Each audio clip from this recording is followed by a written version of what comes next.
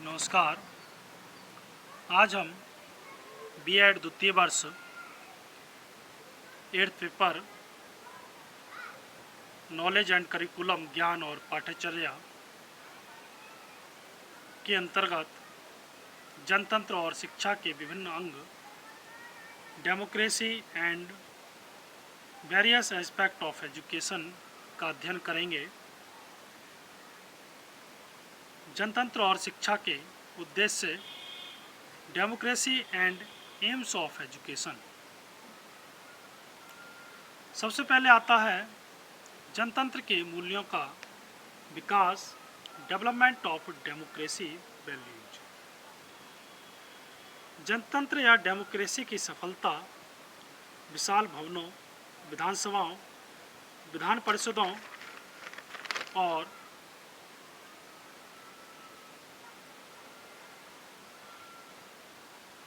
संसद से नहीं होती, अपितु ऐसे नागरिकों से होती है जो डेमोक्रेसी के मूल्यों या वैल्यू का पालन करते हों। इस दृष्टि से जनतंत्रीय शिक्षा, डेमोक्रेटिक एजुकेशन का प्रथम उद्देश्य बालकों में जनतंत्र या डेमोक्रेसी के मूल्यों का विकास करना है। कोई भी पुस्तकीय ज्ञान उस उद्देश्य को उस समय तक प्राप्त नहीं कर सकता जब तक बालकों को स्कूल में उपयुक्त अवसर न प्रदान किए जाएं। वस्तु स्थिति यह है कि बालक जनतंत्रीय ढंग से रहना उसी समय सीख सकता है जब उसे डेमोक्रेटिक या जनतंत्रीय ढंग से रहने के अवसर उपलब्ध हों। ए चाइल्ड लर्न्स टू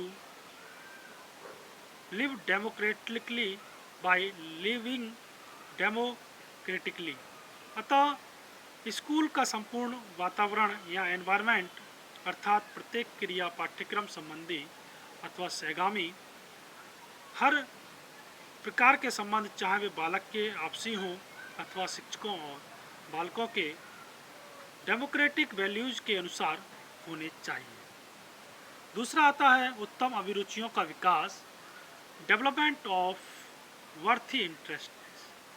जनतंत्रीय शिक्षा या डेमोक्रेटिक एजुकेशन का दूसरा उद्देश्य बालकों में उत्तम और उपयोगी अभिरुचियों का विकास करना है।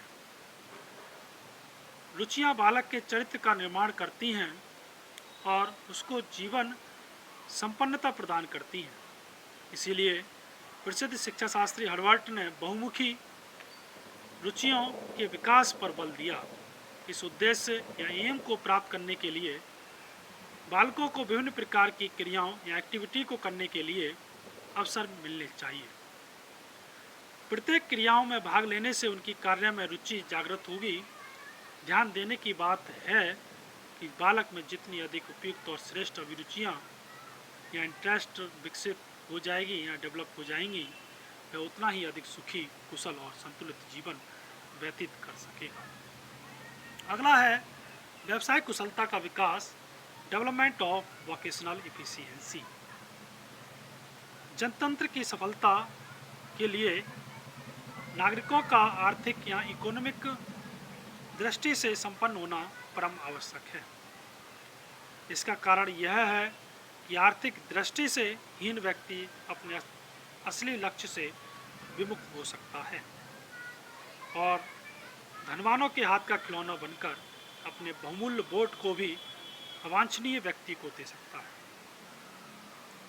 अतः डेमोक्रेटिक एजुकेशन का तीसरा उद्देश्य बालकों में वोकेशनल एफिशिएंसी का विकास या डेवलप करना है, जिससे शिक्षा प्राप्त करने के बाद वे किसी व्यवसाय को अपनाकर अपना भार स्वयं ही वहन करते हुए राष्ट्र की यथाशक्ति सेवा कर सकें। अगला है अच्छी आदतों का विकास, डेवलपमेंट ऑफ साउंड हैबिट्स। जनतंत्रीय शिक्षा या डेमोक्रेटिक एजुकेशन का चौथा उद्देश्य बालकों में अच्छी आदतों का विकास करना है। इसका कारण यह है ये आदतें ही अच्छे अथवा बुरे कार्यों की नींव डालती हैं। अतः जनतंत्र या डेमोक्रेसी को सफल बनाने के लिए बालकों में आरंभ से ही अच्छी आदतों का विकास करना चाहिए।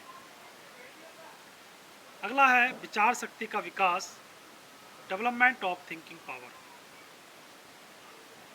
जनतंत्रीय शिक्षा या डेमोक्रेटिक एजुकेशन का पांचवा एम या उद्देश्य बालकों में अच्छी आदतों का विकास करना है।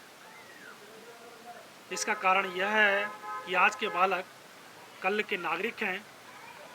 इन्हीं बालकों को निकट भविष्य में राष्ट्र की राजनीतिक, पॉलिटिकल, इकोनॉमिक और सोशल प्रॉब्लम्स पर या सामाजिक समस्याओं पर विचार करना है। अतः इन्हें एजुकेशन या शिक्षा के द्वारा आरंभ से ही विभिन्न समस्याओं या प्रॉब्लम्स के विषय में स्वतंत्रता पूर्वक विचार करने और अपना निजी निर्णय या डिसीजन लेने की आदत डालनी चाहिए। अगला है सामाजिक दृष्टिकोण का विकास, डेवलपमेंट ऑफ सोशल आउटलुक। सामाजिक दृष्टिकोण का विकास करना जनतंत्रीय शिक्षा या डेमोक्रेटिक एजुकेशन का छठा महत्वपूर्ण उद्देश्य या एम है। इस उद्देश्य का तात्पर्य यह है कि प्रत्येक व्यक्ति को यह समझने आने लगे कि वह समाज का अंग है और उसका संपूर्ण जीवन समाज के लिए है। इस भावना के विकसित हो जाने से वह समाज हित के लिए अपने निजी हित को त्यागने में कोई संकोच नहीं करेगा। इसके बाद अगला है व्यक्तित्व का सामंजस्यपूर्ण विकास, डेवलपमेंट ऑफ हार्मोनियस पर्सनैलिटी। इसमें हुमायूं कबीर ने कहा है, education should cater to all aspect of man's nature and give equal importance to the humanities, the sciences and technology, so that it can fit a man to perform justly and all the offices। अर्थात शिक्षा को मानव प्रकृति के सब पहलुओं के लिए सामग्री जुटानी चाहिए और मानव शास्त्र, विज्ञान व प्रौद्योगिकी को समान महत्व देना चाहिए, जिससे कि वह मनुष्य को सब कार्यों को निष्पक्षता, कुशलता और उदारता से करने के योग्य बना सके। धन्यवाद।